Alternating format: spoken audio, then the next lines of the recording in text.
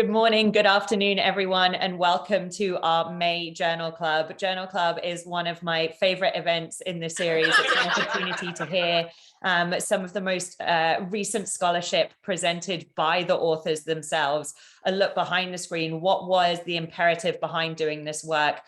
Tell us from your perspective what the findings are, and as a community, how should we pick this work up and implement its findings to improve the field?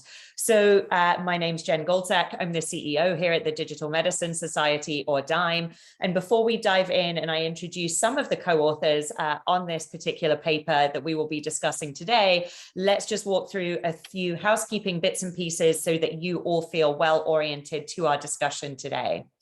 So first of all, our journal clubs do take an Ask Me Anything approach. So while we will have the authors present some of the backstory and their findings to you at the start, there will be ample opportunity for you all to ask questions. So please feel free to type those into the chat.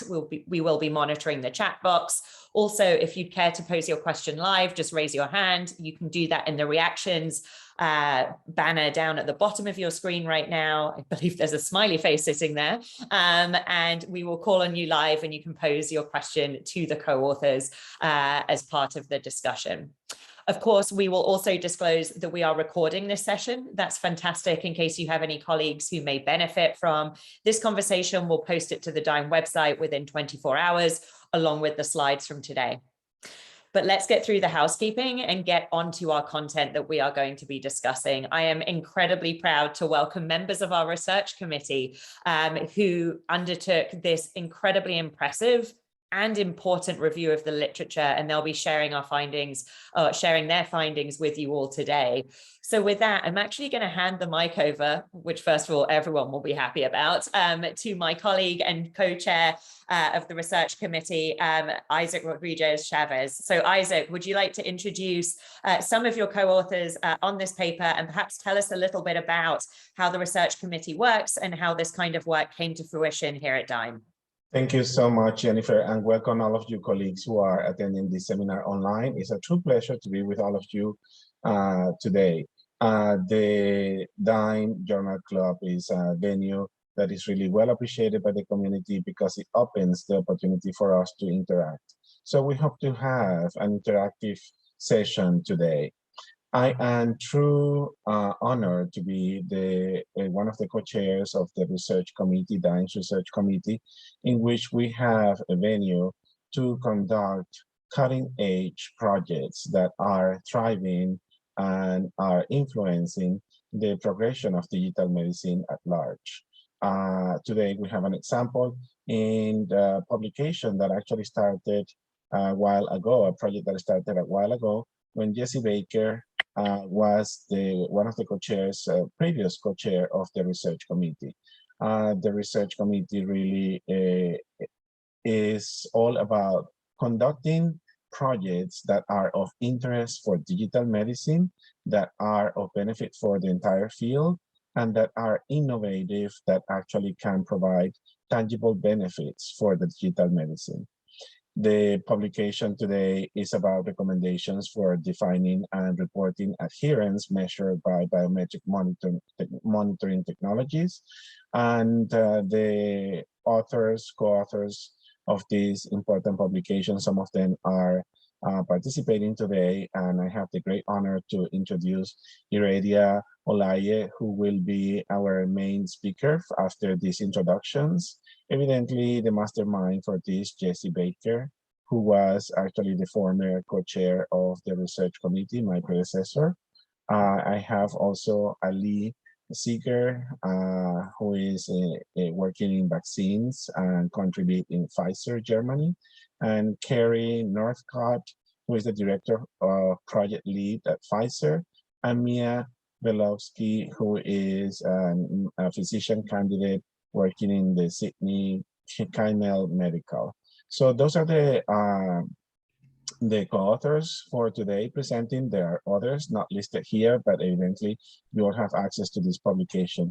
And without further ado, let's move on to the next and pass it on to Iradia. And I forgot to say that in addition to being the co-chair of DIME Research Committee, I am a Senior Vice President for scientific and clinical affairs, digital medicine, and decentralized clinical trials at ICON PLC. So let's move on. Iridia, take it away. Good morning, everyone. Thank you so much for joining, and we're so excited to be speaking about our paper. Actually, it took us, almost 3 years, so we're just excited to be sharing it. And just to give you a little bit of background about me, my name is Dr. Iridia Olaye. I am a scientist, I'm executive and philanthropist, and so I will be starting with a brief background of BioMeTs. So next slide. And so here are previously, I personally do not have any disclosures, and listed are all the different affiliations of my co-authors. Next slide. Perfect. So we know in previous literature, especially previous literature that the DIME community has been built out a leader of, we know that biometric monitoring technologies, also known as BioMeTs, are connected digital tools that process data captured by mobile sensors. And this is utilizing either algorithms or machine learning to generate measures of behavioral or physical or psychological functions. And so what we know, particularly in our community of digital medicine, is that we have a big problem with study adherence compared to any other type of clinical trial. Clinical trials that have digital medicine component has the highest rate of adherence, something that Dr. Eisenbach likes to call the law of attrition. And so if we have suboptimal adherence, we really won't know exactly to the extent the results of our clinical trials. We have a problem with statistical significance. And so the question is, if we build it, will they come? And so what we wanted to do for our objective, which is the next slide, is to conduct a systematic literature review of published studies to really understand exactly what is adherence utilizing BioMeTs. And so we kind of did this through a multi-pronged approach.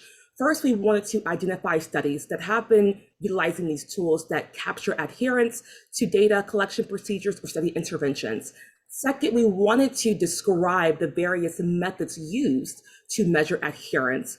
Third, we wanted to compare the different definitions of adherence supported in the literature of BioMeTs. And then finally, we wanted to make sure that our paper was applicable to investigators, to clinicians. And so we wanted to make sure that we were able to identify any gaps and to compile recommendations for future research.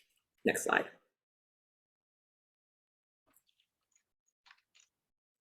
And so what we utilized was that through utilizing a PubMed search, we identified approximately 940 manuscripts. And next slide.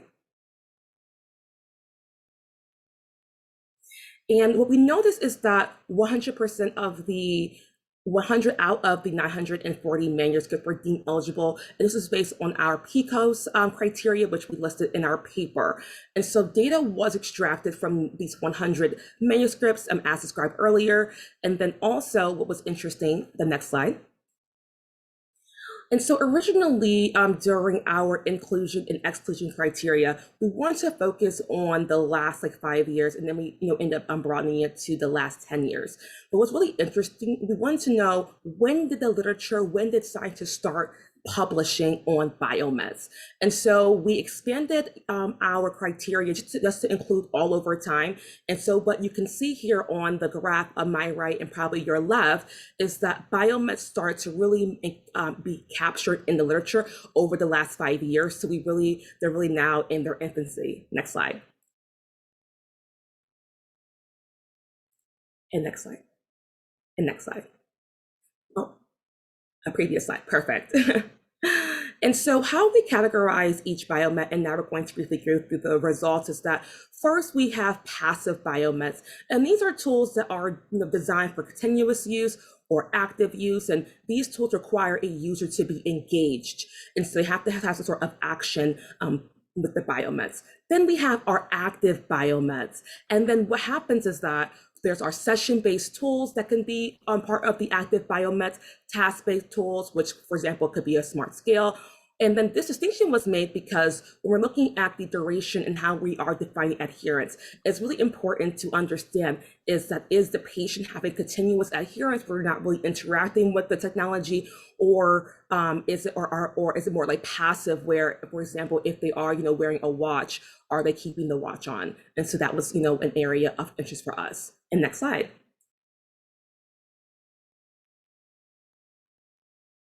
And perfect. And so what we saw in the literature is about 62% of the BioMeTs that we were able to categorize were passive BioMeTs, and then the session-based BioMeTs were around like 8%, and then finally the task-based BioMeTs were about 5%.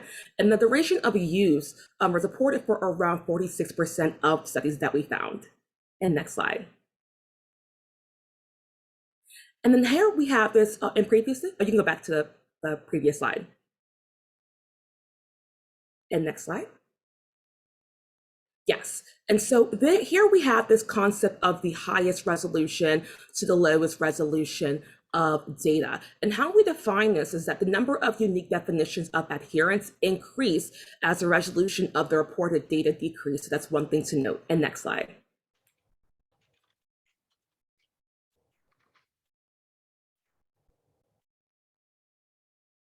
Perfect. And so in this diagram here, and I feel like that out of all, throughout the paper, this is really truly the meat. And so how we are looking at this diagram is that the color bands represent a unique definition of adherence within each different bar. And so as we know, the colors are comparable across the bars, depending on the different categories of adherence. And so as you can see here on the bottom, we have the duration of use, the number of measurements, and categorically the different variables. And so what you can kind of understand in general from this diagram is that there are so many different definitions of adherence. And as you can see with the different bars is that there is a lot of heterogeneity of adherence and as measured in the literature, which can make it very, very hard for higher statistical studies, for meta-analyses, and for us to really try to get to that highest level of study, which we're trying to understand inference. And next slide. And so now I'm going to pass it off to my co-authors, and they will be discussing our gaps and recommendations. So thank you so much, Iradia, for this presentation. And as you can tell, the topic is really complex. And the first item identified was connected to sensor-based adherence data that were not reported in about 30% of the screened manuscripts. If we want to kind of agglutinate the efforts in the digital medicine field, it is critically important to identify commonality and ways to harmonize our processes and procedures so that we can actually understand each other and move the field forward. So to this gap, there were a couple of recommendations that we made. The first one is to develop or use the BioMet sensors to capture sensor-based adherence data in addition to their primary purpose. And the second recommendation was to collect and report adherence data that are a direct reflection of actual use rather than a surrogate. Those two recommendations are critically important to find ways, again, to harmonize the existing gap in terms of how to report adherence. We know that quality and integrity of the data is critically important, and that data should actually reflect the kind of sensor or biomet net that is being utilized for the specific intended use, and the description, the accurate description of that sensor, the characteristics of that sensor, and the data that is collected with the validation for that specific sensor is critically important for everyone to understand and being able to reproduce data and results and utilization of that specific biomet in multiple applications. Thank you. Next. So one thing that was also noticed as we were going through the different papers is the biomet manufacturer or model and software information was missing from 10% and 68% respectively of the various tools. And I equate this as basically saying, hey, we have a vehicle. I'm not telling you whether it's a plane, a train, a car, or a lawnmower, but we're using a vehicle. And so what we're really recommending at this point is you have to provide a clear description of the sensor or sensors capturing the adherence data.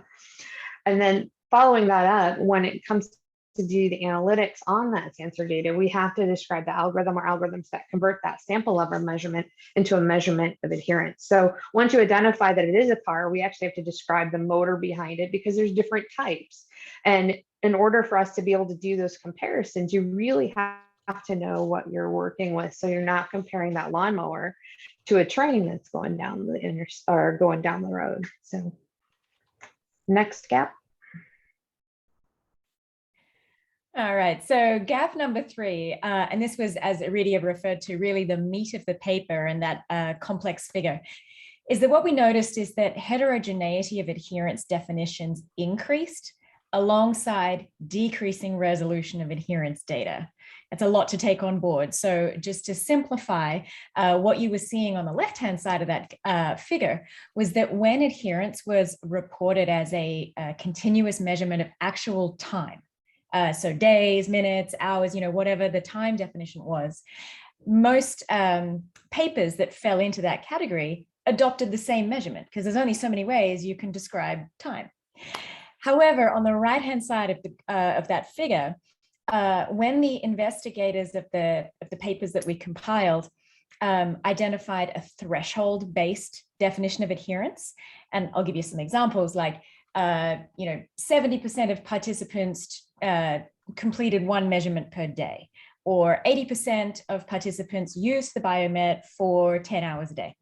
There are so many different definitions, and in fact, very few of the BioMets that fell into that category reported the same definition, which means we have an apples to oranges comparison. So recommendation 6 is for investigators to report the primary adherence variable as a continuous variable of time if the BioMet is passive or session-based, meaning where the duration of use is inherently meaningful. Recommendation 7 is for task-based BioMeds where the duration of use is not meaningful. We recommend that investigators report their primary definition of adherence as a continuous measurement. Recommendation 8 is that categorical adherence data are reported only in addition to continuous adherence data. So, I mean, categorical variables make a lot of sense in a lot of situations, but our recommendation is that they should always be reported as a secondary or exploratory analysis. And finally, recommendation 9 is that categorical definitions of adherence data, where possible, be based on clinical validation data. So, for example, if investigators are going to define a certain threshold of adherence, ideally, that threshold will be associated with important health or quality of life changes over the long term. All right, I'll hand it over to Ali for the key takeaways. Thank you.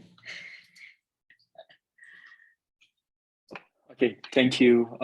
So there was a lot to digest here, obviously, so I will just try to summarize the 3 key takeaways that we would like to highlight. The first one is what we need is increased consistency and reporting of adherence, not only adherence, but also the associated data elements. For that, it will be possible later on to conduct some meta-analysis on these adherence data to identify the determinants, which we couldn't, so that we went for the systematic literature review. The second key takeaway we think is important is once we identify these determinants, it will not only give everyone a better understanding of the environment, but also allow for the development and testing for targeted interventions to optimize adherence. And the third one is, I think that is how we also started the presentation by saying suboptimal adherence to data collection procedures is generally the main cause of failure in clinical trials. So we would like to also remind that increasing adherence to BioMeTs will ultimately improve the quality and efficiency of the clinical trials. And here is also the link of the publication, which, as stated, will be available with the slides. And with that, I think now it's time to refer to what Jen has mentioned at the beginning, this ample opportunity to dive into the questions and answers. Yeah, and just to wrap things up, I just wanted to say that as a medical student, this research has been extremely impactful for me. I've had the opportunity to see the rise of BioMeTs, both in research space and also in the clinical setting, especially during the COVID-19 pandemic. And without research efforts like this at the foundation and forefront of digital medicine, we've really seen the importance of building that framework to better integrate these BioMeTs and use them to their full potential. And with that, I would like to introduce the Q&A, and we can get started on that. Fantastic. Oh, Isaac, go ahead. I just wanted to say that thank you all for the presentations. This is a very interesting, very compelling topic of major importance for the field. All of you are stars, and I am so proud to be a co-worker with all of you beyond belief. So thank you again for this wonderful presentation. That is an excellent segue to actually open up these 4 questions from all of you colleagues who are attending online.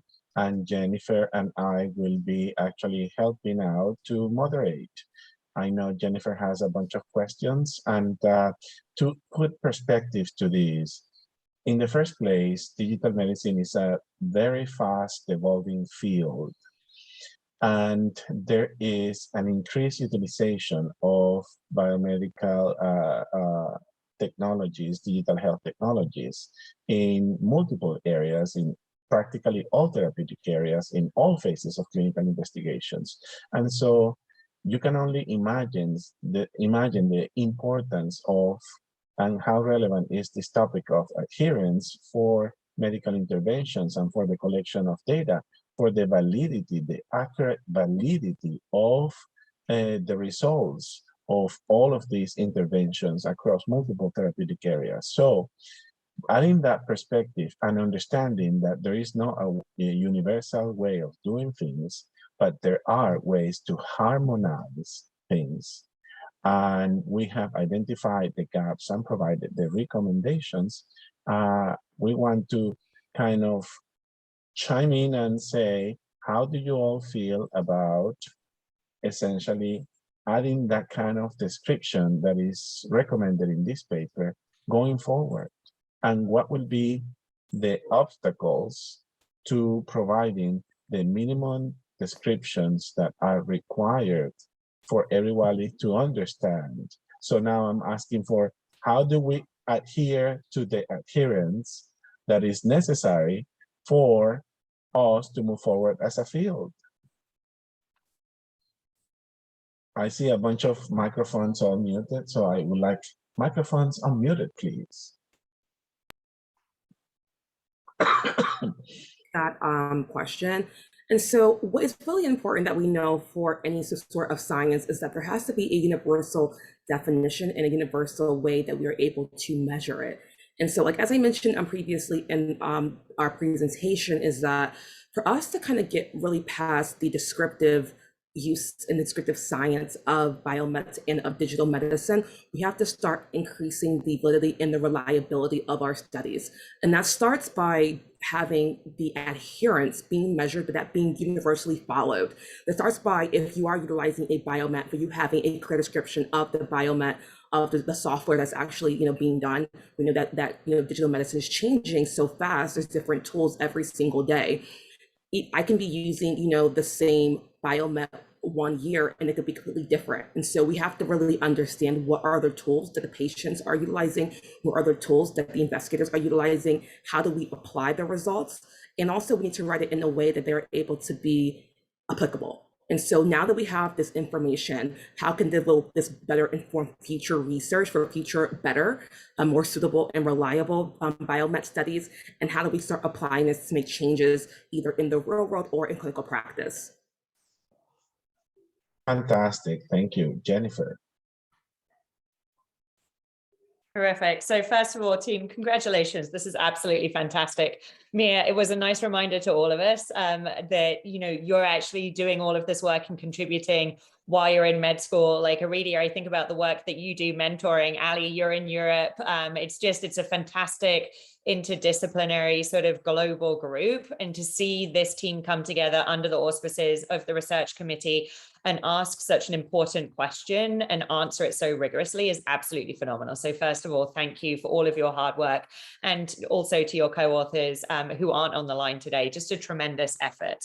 The piece that's really interesting to me is adherence is still, and you highlighted this with your data, still a challenging concept, right? And I think one of the things that I see a lot is, especially for those continuous or those passive, as you described them, measures, we expect 24/7 data, and you think, well, but you're interested in, moderate to vigorous physical activity. So why do you care if someone's wearing it where they're sleeping? So how do we account for this fact that I think the value of adherence and what it means in any given context of use is quite variable? When you think, I think it was recommendation 6 and recommendation 9, how do we apply that as we're still defining as a community what adherence even means in the digital era? And Jessie, I see you nodding away, so maybe I can throw that to you first, and then have some of your co-authors pile on. Sure. Yeah, I mean, I think Isaac put this really nicely a few moments ago when and I'll paraphrase, something along the lines of, we will never have one single definition, but what we can have is the ability to be uniform. So I think, especially as we're in this early stage where so many tools are being developed and they're all being applied in different areas, if adherence is reported in the most high resolution, granular way possible, even though they're being used in all different use cases, that's a really important first step.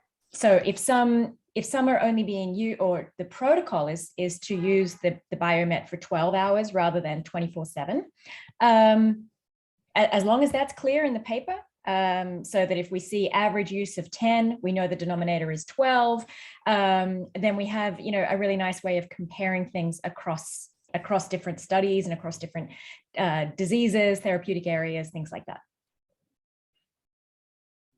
So we are in a major experiment, colleagues, in the digital medicine field.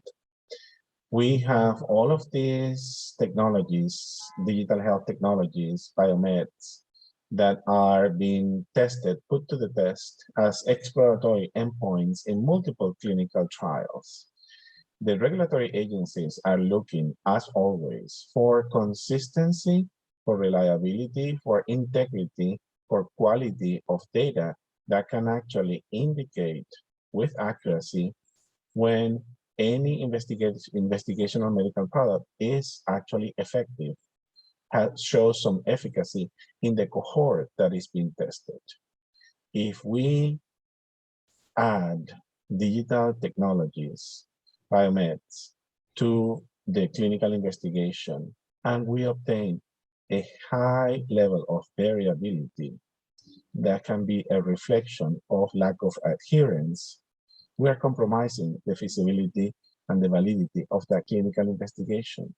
So this is really critical, and I emphasize there is not a universal way of doing this, but there are ways to harmonize, and the harmonization is critical because it's similar to the requirements and the descriptions that we are talking here are critical, as we know, for example, traditionally in basic research, when the journals are asking us to describe the methods and procedures utilized for an experiment, adherence is the equivalent in clinical research.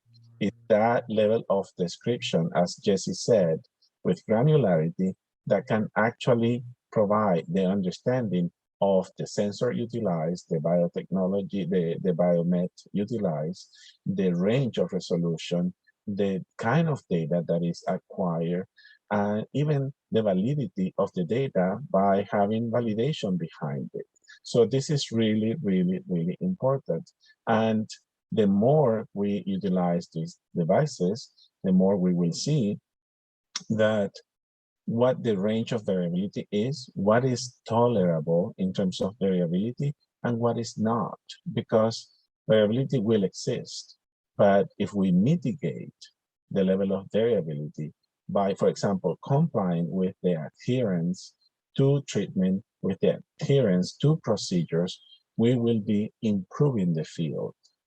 Otherwise, the reputation goes down because everybody will say, you're going to be measuring your blood pressure with a digital blood pressure monitor, and you will get variations from A to Z, left and right. And so it will be a technology that will not be utilized. Hopefully that is just not the case. I'm just making this as a hypothetical example. That's what I think we're dealing with at the present time. We are together in this experiment, and we are together building the future for a more consistent utilization of digital health technologies, BioMeTs, and there is a need from all of us to actually implement adherence and describe it. Thank you. I think Totally similar. agree. Oh, I'm sorry.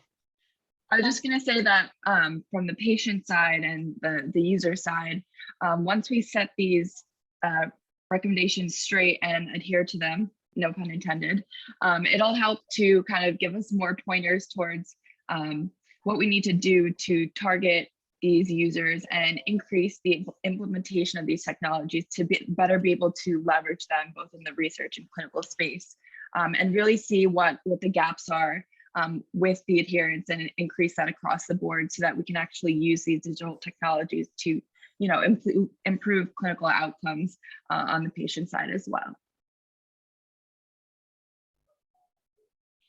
I feel kind of lame following up now, but ultimately I treat this more like a SAP or a predefined thing. Adherence should be just like that.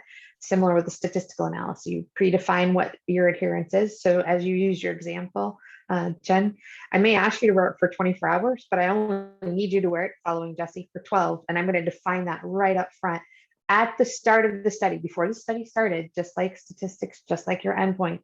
And you just place that. It's just now part of the study. And we just need to get into those good scientific and habits. And then and I think historically, we've been just starting to figure this out, but I think we're past that phase now. I think we're at a point now that we kind of understand nobody wants to wear 500 devices, and there's certain things you don't want to wear all the time. So we're past the point of just figuring out whether they're wearing it. We need to start setting those bars and then reporting on it accurately. This needs to become part of the study. And I will just add a reflection from a commercial standpoint due to also my background, considering that a lot of tools and solutions are being built on the data generated, you know, just looking at almost how much wastage is there in the whole, let's say, system, there's a lot of room for improvement. So I think that was a realization that I had. When, you know, looking at this funnel of papers, and then within the papers, how much data is generated, but how much is it actually usable, etc. So there is really a lot of room for improvement, which could be used to basically improve, build solutions and come up with findings, which will basically serve the patients in need better. So I think this is almost like the first domino to, you know, trigger the next chain of events, but unfortunately it is so much below the radar. So I think that is one of the, I think, good things about this paper and the research is increasing this awareness that, you know, this is something super fundamental, but didn't get apparently enough attention so far. And I think that's something you guys do really nicely in this paper, right? What you aren't saying is we need to have a dogmatic definition of X, Y, and Z, but rather we need to have these best practices. And Carrie, I think, you know, what you said really resonated. These aren't new things. We are very good at defining things a priori in our industry. We have a lot of practice. We just have to establish that as a best practice now as we introduce these tools. Ali, riffing off what you said about the first domino to fall, I want to see if we can talk a little bit about implementation. And there's a couple of threads I want to to pull on here. The first is, and I look to you guys to correct me if I'm misspeaking, but the value in this adherence data that I think you describe really nicely in the manuscript and that you've described today is accompanied by some risk. And I think whether it's real or perceived, we can talk about that, but there's always risk that I think industry in particular associates with new data. More data isn't always better, especially if you aren't entirely sure what to do with it or what it may shine a light on that you've never shone a light on before. How do we think about establishing these best practices by talking more about the value, and what do we say to try and make it feel less risky to our industry colleagues in particular? I wonder if anyone has any thoughts on that. So one thing just to highlight when you, in regards to the risk, right? So one of the interesting part is that us being so engrossed in the data, when we were doing our systematic review, we found that there, in addition to there being many different types of adherence, we also saw that there were many just types of limitations outside of our objectives of adherence. One limitation, as you mentioned, which is the risk, is that how valid and how reliable is the data? One thing that we noted, and that is a core component of my own personal research that I'm a leader in, is how do we define race and ethnicity, and how is that being listed? Unfortunately, out of all of our journals, and out of all the journals that we looked at for our papers, less than 5% of the papers actually noted race and ethnicity of the patients. We're aware, especially with COVID-19, a study that just came out, that pulsometer measurements vary across ethnic groups, and how that caused many people of color not to be properly triaged. And so if we are looking at adherence and we're looking at BioMeTs, we have to understand, does adherence vary by race and ethnicity? Does adherence change with different populations? That's a really important component. And so what happens is that if we don't have really correct and really high rigorous studies, our data is not the highest quality. And so what we're doing is that we are creating these different technology tools that are being used in clinical practice, but hasn't been externally validated on various different groups. That is a risk that many people do say when it comes to these new technologies, is have they been externally validated across different populations, and are the results and the conclusions accurate? We all have to read these papers, with a rigorous eye. And we know that sometimes authors like to do a nice spin at the end, and we're only going to feel comfortable, utilizing these in real practice if we can say conclusively that the results are stating and that the research and the data support that. So I have a complementing type of thinking to connect it to what Iridia mentioned, and you're going back to your question, Jennifer. Risks will always exist in all enterprises, and clinical research is not exempt. And so to risks, in the first place, there has to be an identification, proactive identification of what the risks are, that we're dealing with. And that is a standard in all clinical investigations that is expected. We, as conductors of clinical trials, need to identify what the risks are. So that's number one. The second piece is creation of a risk mitigation plan. And that is also expected and critical, because this is how we're going to mitigate all of the problems that we foresee that may happen during that clinical investigation. And happily, among the risk plan and risk mitigation plan is, or fits in, the adherence recommendations that we included. And risks are multidimensional. They are connected to multiple steps of the clinical investigation. And so it has to be all a cohesive plan that embraces all the different dimensions and levels of risk connected in the clinical investigation. When it comes to BioMeTs and the utilization of BioMeTs in clinical investigations, one of the risk mitigations is connected to all the recommendations that we made, and the implementation factually of those recommendations into action for that mitigation of risk? It's a really good question, Jen, and others have addressed various components of it. There is a risk. I would actually recommend that if somebody has concern, to maybe flip it into a potential benefit. Because if a clinical trial has an adherence problem, that adherence problem is going to be there whether or not it's measured and reported. Whereas being able to measure it and describe it at least might give the investigators, the group, whoever, some good next steps to move forward with. Because if we have suboptimal adherence in a trial and we don't know about it, well, the interpretation would be low efficacy of the drug or the intervention. You know, this just simply doesn't work as well as we thought it would. However, there might actually be a subgroup in there that were adherent and the drug or the intervention worked really well amongst those patients. Well, then the question is not go back to the drawing board and figure out a new intervention. The question becomes, okay, well, how can we support people to increase their adherence? What do we have to do to optimize adherence moving forward? And so with all of this higher level of expectations, it comes to mind, are we then saying that we can only utilize in clinical research BioMeTs that are validated, that are approved by regulatory agencies, or not? And that is a question for all of you. What kind of technologies can we utilize in clinical research?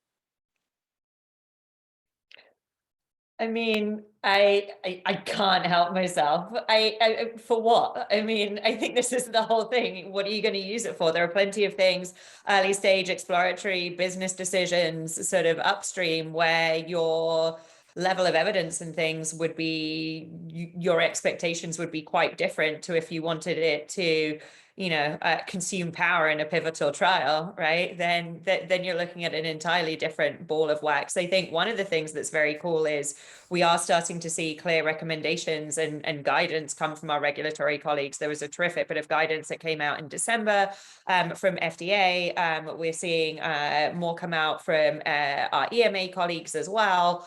We're getting increasing clarity in response to this question. And I'm really proud too of the work that DIME's done around developing evidentiary frameworks, in order to support these things.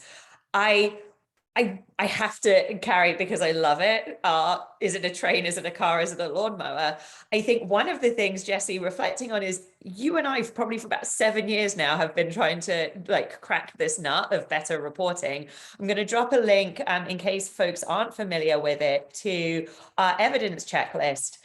Really, the data that you were talking about in terms of the lack of reporting on, the participants in these studies is absolutely unacceptable, especially when we know that we have a problem with generalizability of findings, especially when we know we're trying to move really quickly. If you can't look at a study and actually know who it applies to, you have no choice but to repeat that study, which is time consuming, it's expensive, and at some point it becomes unethical because you're taking yet another pool of patients, asking them to participate in something when the answer's out there, we just haven't reported it well enough.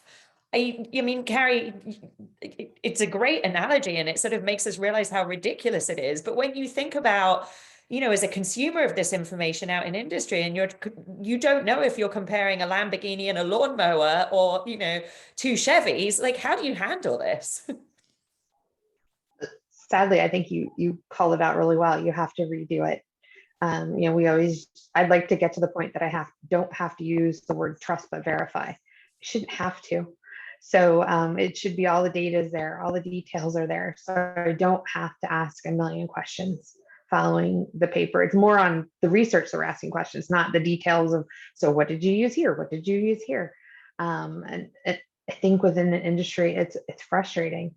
And yeah, it's just frustrating. So we have to get better at reporting. It's just basic good science evidence reporting. And the only way we can do that and compare is to have all the details. I need to know, have you got a Lamborghini or a lawnmower? If a lawnmower worked the same as a Lamborghini, awesome. But that's actually a great finding. So put it out there and say, hey, we got the same thing with the lawnmower that you did with the Lamborghini. you're going to have people lined outside your door to be buying your lawnmower. But those are the details. And from a vendor perspective, I'd be dang proud of that. I'd want that right out front. And it's as simple too is what's under the hood. So once you determine what it is, what versions are being used, what engine did you use? Because again, the low model versus the high model might be very different. An accelerometer isn't just an accelerometer, how it's positioned, how it's done, the type, it is really important. And that will allow us to do comparisons across. It's valuable for science. It's better for the patient. Nothing's more frustrating, I'm sure, to a patient or a physician or a clinician or anybody. And you're looking at something and you're like, well, can I trust this or not? And we need to get past that. We need to be able to trust the data, feel comfortable with it, and be able to do those comparisons. And again, it's just simple, good reporting. And I don't want to redo studies anymore. It's a waste of time. It's a waste of money, all of which prevents us getting therapies to patients at the rate that we need. So, yeah. Yeah. It seems to me that we need to start with the end at mind. And so it's with the end at mind that we backtrack and we start designing all of these performance characteristics for the BioMeTs that we're going to include in clinical research. And from the regulatory standpoint, my take is that the important point is to have the data to back up the utilization of that specific device or digital health technology or BioMet in that clinical investigation. And we have been saying that all along. What kind of data are you collecting to show the validity and the accuracy of that data and the performance characteristics of that BioMet in the investigation? Jessie?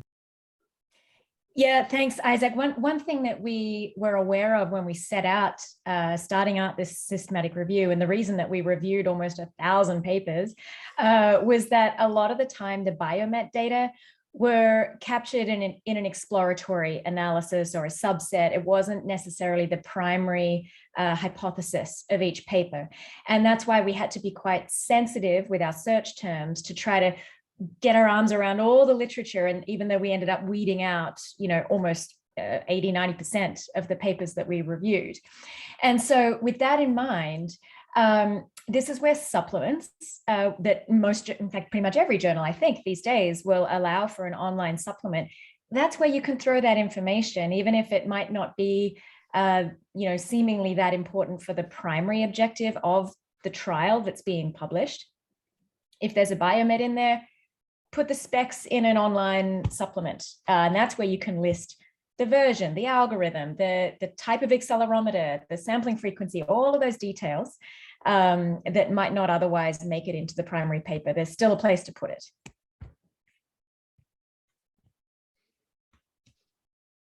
I couldn't agree more. And it's really interesting. One of the things that I'm hopeful about, and I was really impressed in your manuscript actually, is that you considered all of the different ways that these BioMeTs could be used in medical product development. So it wasn't just drugs. And I think one of the things you teased out that was important is we imagine, you mentioned the category of digital therapeutics, for example, where actually sometimes you may be using the same tool and it may be embedded. So actually you're getting a lot of data that we're increasingly seeing that regulators and payers, in fact, are seeing as very valuable. They want to know the adherence to these tools. And we're seeing this globally. We're seeing it in sort of European regulatory and HTA bodies looking at adherence when it comes to digital products. So when it's a full stack integrated tool, they want to see that data. We're starting to see something similar in the US. Ali, I know you've got a reasonable amount of experience with this. My hope is that this starts to be a driver, right? That there is the data that we're publishing simply isn't valuable commercially, and that is really going to push us. I wonder if I'm being over optimistic, but my hope is this is a strong value driver for people to actually pick up your recommendations and implement them, because there's now a commercial value proposition there. Yeah, Jen, no, I couldn't agree more. So I will just, reflecting, for example, on digital therapeutics in Germany, your comment around payers, make a lot of sense, because like from their perspective, I mean, once you generate data, you want to be accurate, you want to be factual, you want it to be repeatable, you know, validated again, etc. And that's a very, again, small subset of the, you know, of the total amount of patients or measurements where you started with. But that's not the case for the payer. They will pay for everyone, right? So it's very important to have this perspective, bring that perspective into these conversations as well.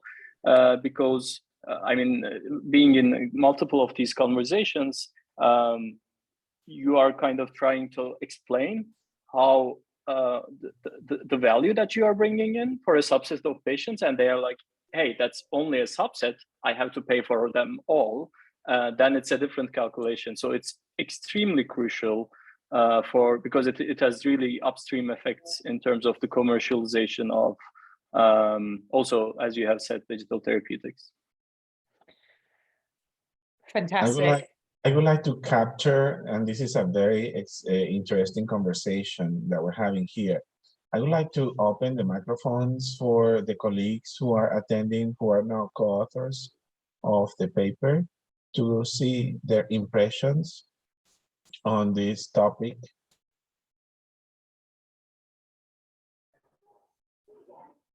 Is anybody willing to share and discuss impressions on this topic, please?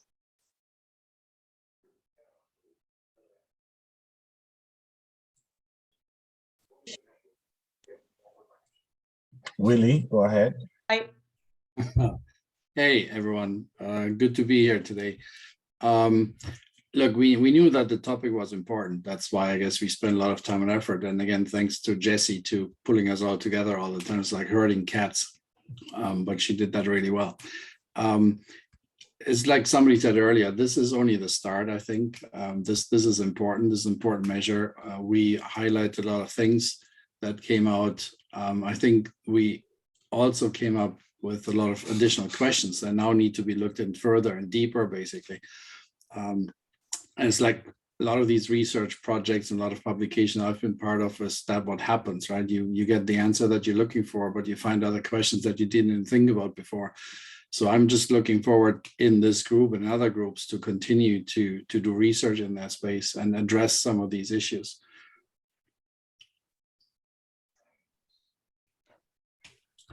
Willie, fantastic. And thank you also for being part of this. It was such great work.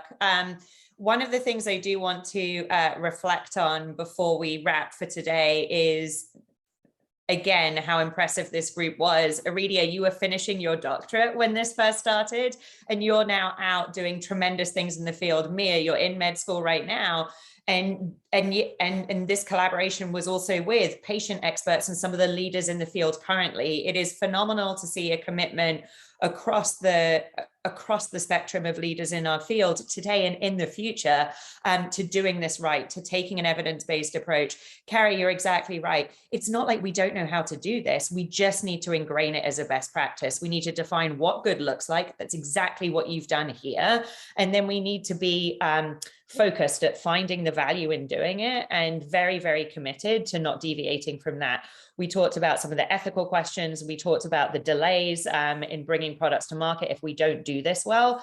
And yet we know what the upside is if we're honest with ourselves about whether we do have adherence or not. Finally, we can actually be very cognizant of how effective our protocols are, and in turn, how reliable our data is.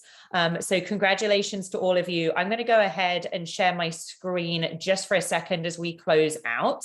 I also do want to flag Animesh. I saw a really good question that Claire answered in the chat. I think that the work you've done here, colleagues, is a reflection of the research committee. So Animesh, I'm excited that as a newer member of DIME, that's piqued your interest. I look forward to getting you involved in that extraordinary community. It really is a terrific group. So thank you so much, everyone, for your hard work. And we will continue to champion the implementation of those 9 recommendations that you put out there. It was rigorous, it was data-driven, and you answered a really important question with action-oriented findings. So thank you for this work. And Aridia, tremendous job as first author. Thank you so much. I will echo what you said. if I may say something, and that is I am incredibly proud of all of you colleagues for this major contribution to the digital medicine field. I am equally honored to count with Jennifer and Dime's support in the research committee so that we can continue delivering this kind of projects for the community. And I would look forward to championing this, as you just said, Jennifer, because this is the beginning. As Willie said, we need to promote these recommendations in the digital medicine field for implementations. And Dime is one of the strongest voices in the field, as we know. So this is really pertinent to all of us and to the field at large. So thank you all, and great to be here with all of you. Excellent. And as we look ahead to additional events coming up, I do want to flag that you guys publish this in JMIR, so the Journal for Medical Internet Research. For all of you who are members, we actually have a partnership with them. So there are lots of opportunities there in order for all of you working to advance this field with an evidence basis to access some reduction in author publishing charges. Let's keep pushing. Let's keep putting this great kind of research out into the world. And this is a benefit that you guys have as a result of our partnership with JMIR. In addition, we have our next event here at Dime is on May 25th, and it's a launch of some of our resources that will be coming out of our DataCC initiative. So the Digital Health Measurement Collaborative Community is something we co-host with our colleagues at FDA. That community has really been working to think, how do we take an inclusive approach to the development and to the deployment of digital measurement products? They have a variety of resources that will be going live, ranging from a value calculator, so we can actually see like what is the business case to do this, and then all of the how-to tools that you need in order to do this successfully. Aurelia, you flagged the importance of being inclusive with all of this work. We have to think about all of the people and the patients that our field is here to serve. The new resources that will come out on May 25th from DataCC will be absolutely world-class, and I extend a warm invitation for you to join that team led by Yashoda Sharma and Jean Chung here at Dime. Carrie, you're part of that. I see you nodding away. It's going to be a terrific event. You have tremendous resources. So folks, hopefully we see you there.